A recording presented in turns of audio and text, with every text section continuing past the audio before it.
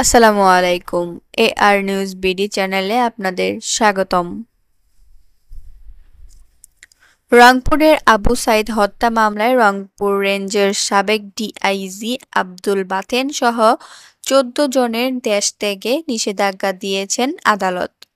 মামলার তদন্তকারী কর্মকর্তা Rangpur PBI police super ABM Zakir Hossain ৩০ September এই আবেদন করলে আদালত শুনানি শেষে বুধবার এই আদেশ দিয়েছেন।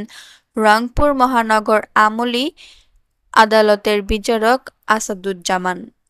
এ বিষয়ে আবু সাইদ হত্যা মামলার প্যানেল আইনজীবী রুকনুজ্জামান রোকন বৃহস্পতিবার গণমাধ্যমে জানান, তদন্ত কর্মকর্তার আবেদনের পরিপ্রেক্ষিতে সংক্ষিপ্ত শুনানি শেষে ৩০ সেপ্টেম্বর আদালত এ আদেশ দেন।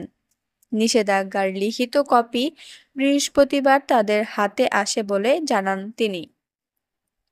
দেশ থেকে নিষেধাজ্ঞা পাওয়া আসামিরা হলেন রংপুর রেঞ্জের সাবেক উপমহাপরিদর্শক Abdul Baten, Rangpur metropolitan police commissioner Mohammad Moniruzzaman, উপ-পুলিশ কমিশনার আবু মারুফ হোসেন, সহকারী কমিশনার আরিফুজ্জামান, সহকারী পুলিশ কমিশনার ইমরান হোসেন, শিক্ষক মশিউর রহমান ও আসাদুজ্জামান মণ্ডল, এসআই বিভূতি ভূষণ, তাজহাট থানার ভারপ্রাপ্ত কর্মকর্তা রবিউল ইসলাম, বেরবি ছাত্রলীগ সভাপতি পামেল বড়ুয়া, ছাত্রলীগ সাধারণ সম্পাদক শামীম মাহফুজ, সাংগঠনিক সম্পাদক ধনঞ্জয় কুমার টগর, বাবুল হোসেন ও বেরবি কর্মকর্তা রফিউল হাসান।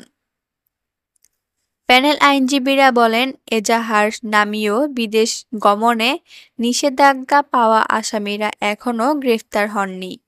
তাদের অবিলম্বে গ্রেফতার করা প্রয়োজন। আবু সাইদ হত্যাকাণ্ডের ঘটনায় তারই বড় ভাই রমজান আলী ১৮ আগস্ট রংপুর মহানগর তাজহাট আমলি আদালতে সাবেক পুলিশ মহাপরিদর্শক চৌধুরী আবদুল্লাহ আল মামুন, রংপুর রেঞ্জের সাবেক ডিআইজি আব্দুল বাতেন সহ ১৭ জনের নাম উল্লেখ করে একটি হত্যা মামলা করেন। মামলায় অজ্ঞাতনামা ১৩০ থেকে ১৩৫ জনকে আসামি করা হয়েছে। এই মামলায় সাবেক আইজিপি চৌধুরী আবদুল্লাহ আল মামুন অন্য মামলায় গ্রেফতার আছেন ঢাকায়।